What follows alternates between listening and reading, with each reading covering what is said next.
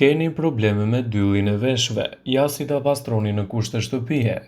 Dylli i veshit është një substancë që prodhohet nga vetë trupi për të mbrojtur dhe për ta pastruar veshin. Sipas të dhënave, dylli parandalon infeksione dhe parandalon hyrjen e plurave dhe grimcave të tjera të dëmshme thellë në kanalin e veshit. Pasi dylli ka kryer misionin e tij, zakonisht ai përthahet dhe del vet nga veshi. Megjithatë, ka njerëz veshi të cilëve bllokohet nga dylli i tepërt. Dylli i tepërt shkakton dhimbje veshi, zhurma në vesh, kruajtje dhe aroma të pakëndshme. Shumë njerëz mund të përdorin këto metoda natyrale për pastrimin e dyllit nga veshi.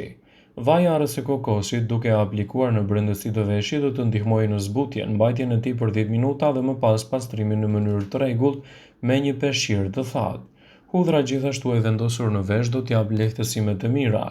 Glicerina mund të bëjë një larje të veshit në mënyrë natyrale për të larguar kështu edhe pjesën e mbetur të dyllit.